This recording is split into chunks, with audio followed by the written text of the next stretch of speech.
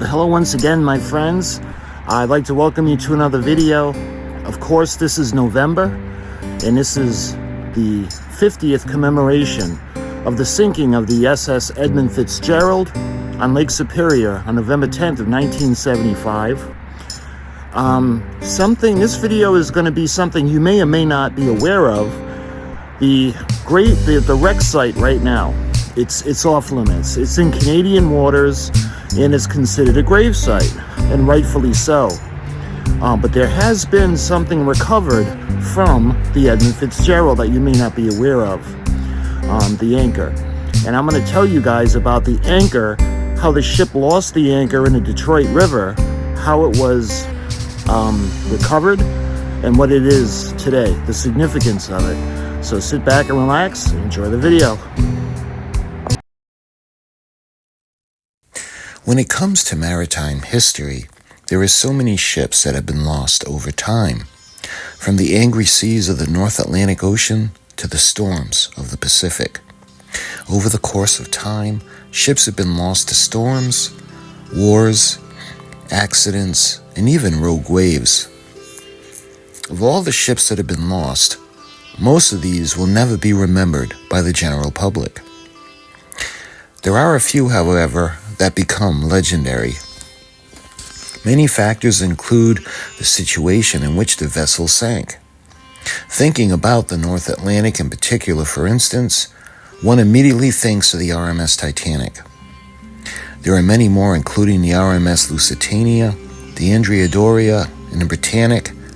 However, the Titanic, along with her tragic history, is known worldwide.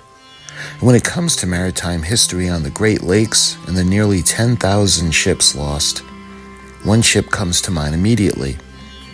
This ship is the SS Edmund Fitzgerald. She has many similarities to the Titanic. At the time, the RMS Titanic, when built in 1911 and 1912, was the largest moving man-made object in the world. In relation, the Edmund Fitzgerald was at the time the largest ship ever to sail the Great Lakes. And she also shares a tragic history when it comes to how she met her end.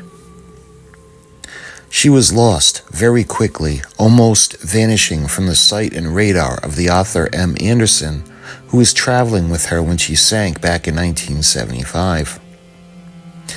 She would plunge to the bottom of Lake Superior on November 10th, 1975.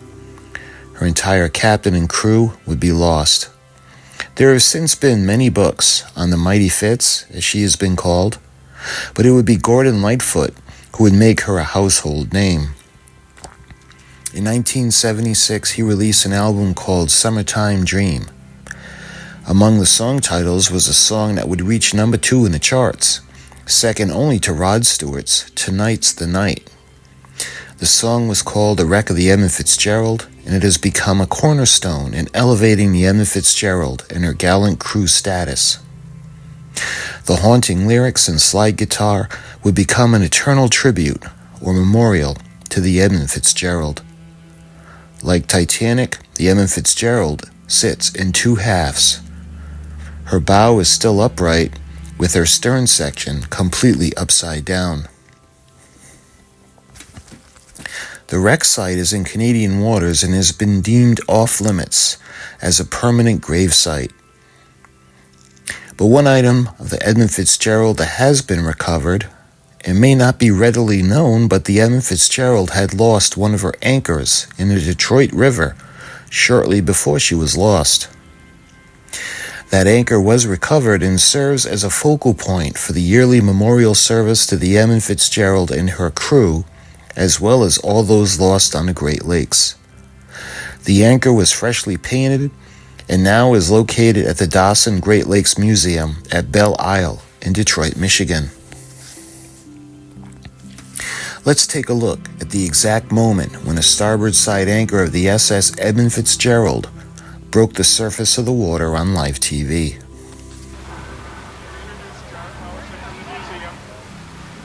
There it is, beginning to break the surface. There's the moments from now we will see it. Here comes the ball. I imagine we'll hear some boats honk their horns out here. And now the anchor. And there it is. There's the shackle. For the first time in 19 years, there is the 12,000-pound anchor from the Edmund Fitzgerald. Now, they're going to bring it and put it right about where it is. It's a beautiful anchor. Oh, wow. Boat horns signing. John Polisek, who you just met in our taped piece from the Dawson Museum, is with us live. John, this has to be an exciting time for you. Something else, I'll tell you that. Looks like it's still got the red paint on It it. still has red paint on it. It's in pretty good condition, almost mint. John, in a moment, hopefully we can go over and inspect that. But as people can see, it is encrusted with what would appear to be barnacles, but those are not barnacles, are they? No, there's zebra mussels, the scourge of the lakes, as it is. However, there's not a giant colony on them, but it's just one layer as it goes, so it's in pretty good condition. Now the guys are moving some of our cables that are in the way of this anchor. It would be nice. 12,000 pounds is a little bit heavy to go on a cord. This stem of the anchor weighs about 1,000 pounds. Now we'll be able to get close to it as soon as they get that rested on the barge surface itself. Then there's no danger of this thing tipping over. As we can see, the dripping anchor, she's down. I'm going to say, that's one of the things we brought up. It's going to be a giant memento to to marine history as it is here on the lakes. Let's go take a look at it. Can we get a little closer to this? Come on, John Come on in. and Mel. Let's walk over and see this baby. According to Michigan.gov, Belle Isle Park is a 985-acre island park located in the Detroit River near downtown Detroit and provides spectacular views of Detroit to the north and Canada to the south.